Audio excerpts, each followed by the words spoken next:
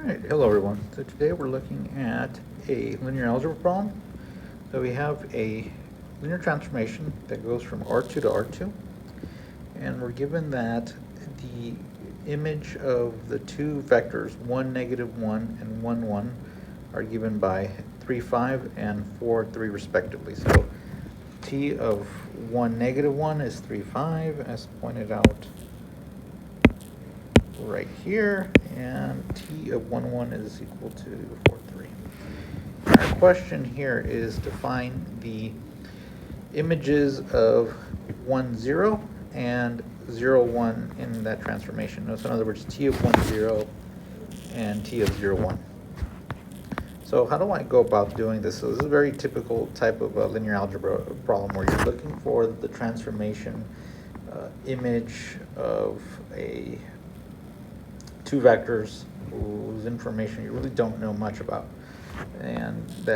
but you do know the images of maybe two other vectors. In this case, could be 3, etc.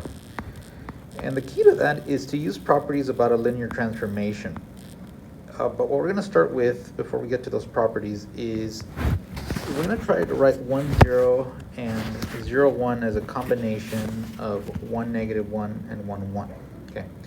Now the question here, besides why are we doing this, why is this possible? Well, it's possible because 1, -1, 1 are linearly independent. One vector, you have two vectors, and we have two vectors, and neither one is a scalar multiple of the other, then the set is linearly independent. Okay, the set of 1, -1 and 1, 1. So that's a fancy way of saying, look, you can rewrite every vector in a unique way in R2. Can be written as a combination of 1, -1 and 1, 1. Okay, that's what that means. So what we're going to do here is, when we say writing as a combination, we're looking for two scalars, C1 and C2, such that when you take C1 and multiply it by 1, -1, and C2 and you multiply it by 1, 1, and you add them together, you get 1, 0. And likewise for 0, 1, we're looking for two scalars, D1 and D2, two constants, scalars, such that D1 times 1, -1 plus D2 times 1, 1 equals 0, 1. All right. So let's try to figure out the ones for C1 and C2. A couple of ways of doing this. You can do this by inspection, by just thinking of what points could work out. But what you can do is you can do some algebra on these matrices. So for example, I can distribute the C1 and the C2 in here. You would get C1 minus C1. And distributing the C2 would give you C2, C2. And then if you added those together, you get this. Well, all of that has to equal 1, 0, so I can set the components equal to each other. I'd have C1 plus C2 equals 1, minus C1 plus C2 equals 0. And if you added these equations up, you would get C2 equals to 1/2. Yeah, the C1s would cancel out, so I'm using the addition method.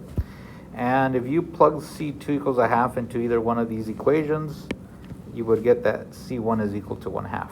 And we do the same thing for D1 and D2, same exact idea. And we get D1 is minus 1/2 and D2 equals 1/2. So why are we doing this at the end of the day? So the image of any vector in a space, vector space, you can figure it out if you know the image of the vectors that span that space. So if I want to find the transformation of 1, 0, this is what we're getting at this first line. All I need to do is find the transformation of the linear combinations of the vectors 1, -1, and 1, 1. So what I did here was, with that 1, 0, I rewrote it as 1/2 times 1, -1 plus 1/2 times 1, 1. And this is a linear transformation. So a linear transformation has got two properties, that it's linearity in terms of addition. So if you add two vectors, so t of u plus v, here, just zoom in on that.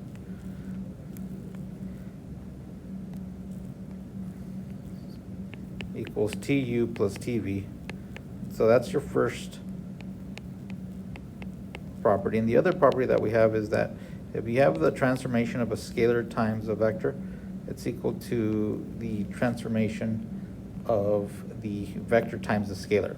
Okay, so that's what I did here I apply the properties of linear transformations, and we know what the image of 1, -1 is and 1, 1. So we went ahead and just plugged those in. You do the arithmetic, you get 7/2, 4. And the same thing happens for the 0, 1 here. Do the same exact thing, and you get 1/2, -1. Okay, so again, your images are going to be 7/2, 4, and 1/2, -1 for your answers.